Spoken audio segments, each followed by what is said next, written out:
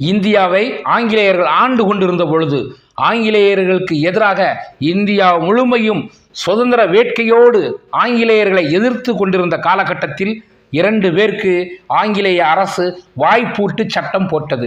வாய்ப்பூட்டு சட்டம் என்பது எந்த இடத்திலும் பொதுக்கூட்டத்திலோ தனியாகவோ அரசுக்கு எதிராகவோ எதுவும் பேசக்கூடாது. அதை மீறி அவர்கள் பேசினால் கண்ட இடத்திலேயே அவர்கள் சுட்டு வீழ்த்தப்படுவார்கள். அதற்கான அதிகாரத்தை அதிகாரிகளுக்கு ஆங்கிலேய அரசு அளித்திருந்தது. ஒருவர் தெற்கே உள்ள நம்மளுடைய மதிப்பிற்குரிய ஐயா பசும்பொன் முத்துராமலிங்க தேவர், இன்னொருவர் வடக்கே உள்ள கங்காதர திலகர்.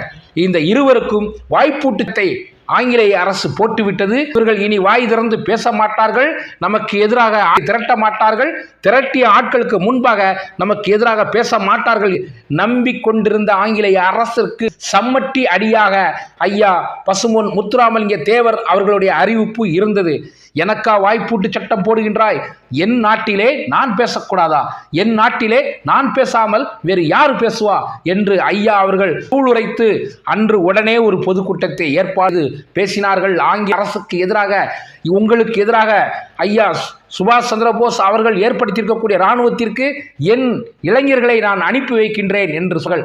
வாய்ப்பூட்டு சட்டம் என்பது பிள்ளைகளுக்குத்தானே தவிர வீரர்களுக்கு அல்ல என்பதை ஐயா பசும்பொன் முத்துராமலிங்க அவர்கள் நிரூபித்து காண்பித்தார்கள். அந்த அளவிற்கு இந்த தேசத்தை விரும்பியவர்கள், தேசத்தை நாடியவர்கள், இந்த தேசத்தினுடைய உண்ணான விடுதலைக்கு பாடுபட்டவர்கள். அதனால்தான் தேசமும் தெய்வீகமும் எனது 2 கண்கள் என்று ஐயா பசும்பொன் முத்துராமலிங்க தேவர் அவர்கள் பறைசாற்றினார்கள்.